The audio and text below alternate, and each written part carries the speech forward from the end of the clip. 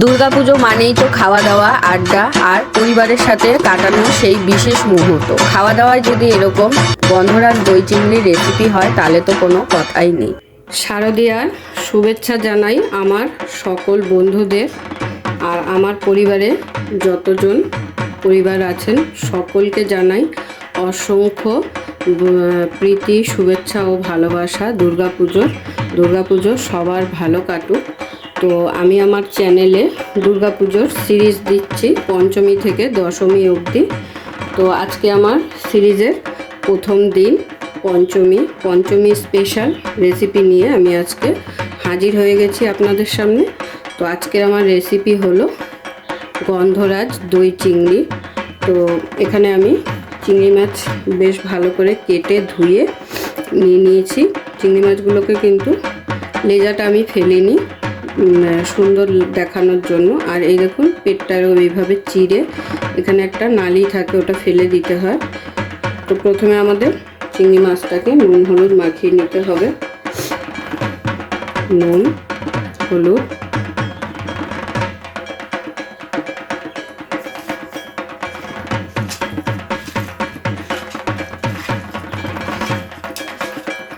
এখানে আমি 500 গ্রামের মতো চিংড়ি মাছ নিয়ে নিয়েছি। খুব বেশি বড়ও না আবার খুব ছোটও না, মিডিয়াম সাইজের চিংড়ি মাছটা আমি নিয়েছি। চিংড়ি মাছটা নুন হলুদ মাখিয়ে ছড়িয়ে নেব আর একটা মশলা রেডি করব। এবার মশলাটা তৈরি করব শিলনোড়ায়। প্রথমেই দিয়ে দিচ্ছি সাদা সর্ষে, চালমগজ, পোস্ত আর নিয়ে নিচ্ছি 3টে শুকনো লঙ্কা। এটাকে একসঙ্গে বেটে নেবো। এবার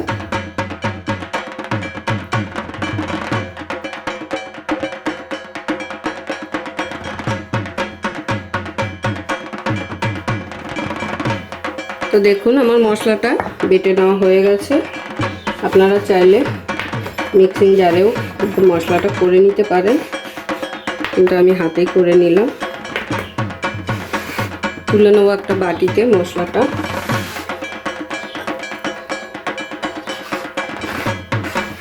আরও একটি মশলা আমাদের তৈরি করতে হবে।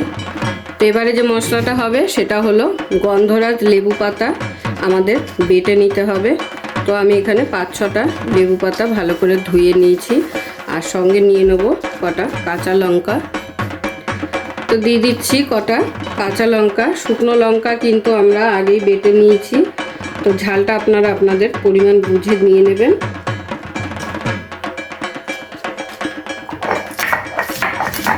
তো আমি মশলাটাকে একটা বাটিতে তুলে নিচ্ছি। তাহলে আমি রেসিপিটা শুরু করছি।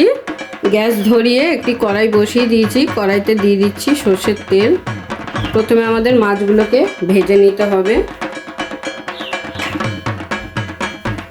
তো তেল আমার গরম হয়ে গেছে। এবারে প্রথমে তেলের মধ্যে মাছগুলোকে আমাদের ভেজে নিতে হবে।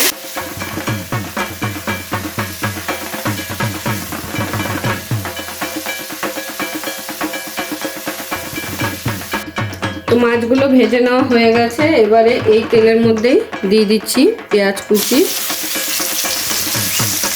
পেঁয়াজটাকে প্রথমে একটু ভালো করে ভেজে নেব যাতে পেঁয়াজের কাঁচা গন্ধটা চলে যায়। খুবই সিম্পল, কিন্তু রান্নাটা খুব বেশি সময় লাগে না।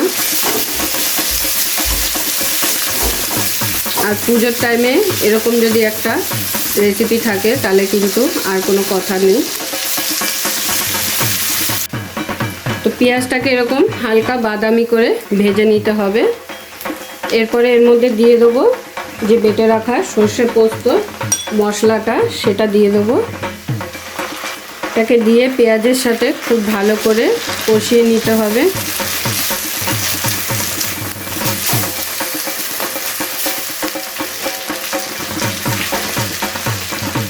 এরপর এর মধ্যে দিয়ে দেবো হলুদ গুঁড়ো, স্বাদ মতো নুন, আর দিয়ে দেবো একটু মিষ্টি। এবারে সমস্ত কিছুকে একসাথে খুব ভালো করে কষাবো।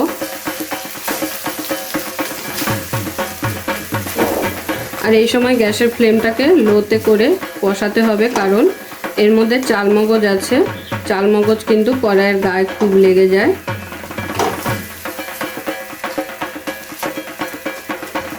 সমস্ত কিছু কষিয়ে নিয়ে এবারে দিয়ে দেবো এর মধ্যে গন্ধরাজ লেবুর পাতা বাটা আর কাঁচা লঙ্কা বাটা, তার সাথে দিয়ে দেবো টক দই। আর এই সময় তো অবশ্যই গ্যাসের ফ্লেম লোতে রাখবেন। এবারে সমস্ত কিছুকে একসাথে খুব ভালো করে কষিয়ে নিতে হবে।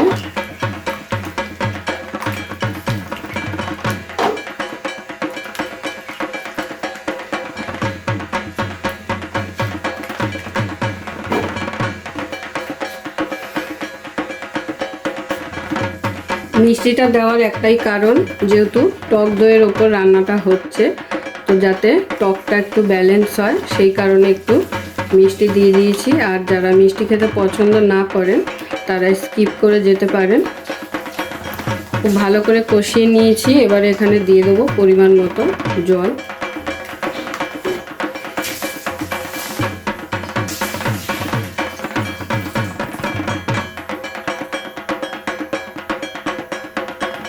তো দেখুন ঝোলটা খুব সুন্দর করে ফুটে উঠেছে। এবারে এর মধ্যে দিয়ে দিচ্ছি ভেজে রাখা চিংড়ি মাছগুলো।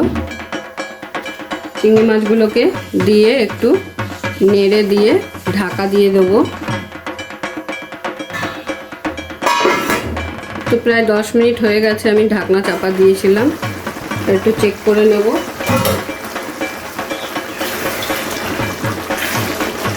তো দেখুন আমার গ্রেভি কিন্তু অনেকটাই টেনে গেছে, আর এটা একটু মাখা মাখা গ্রেভি হবে, খুব বেশি পাতলা হয় না।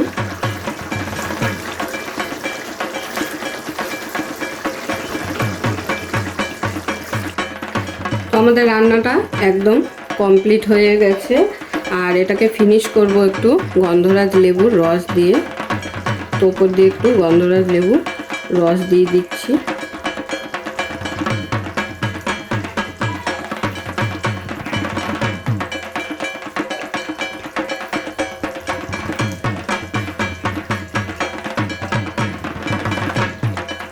লেবুর রস দিয়ে হালকা নেড়ে চেড়ে এটাকে আমি এবার নামিয়ে ফেলবো। আমাদের গন্ধরাজ দই চিংড়ি একদম রেডি। যদি ভিডিওটা ভালো লেগে থাকে তাহলে অবশ্যই ভিডিওটা লাইক করবেন এবং এরকম আরও নতুন ভিডিও দেখার জন্য আমার চ্যানেলটা সাবস্ক্রাইব করে দেবেন। আর আপনাদের যদি কোনো প্রশ্ন থাকে অবশ্যই কমেন্ট করে জানাবেন। সকলে ভালো থাকবেন, সুস্থ থাকবেন।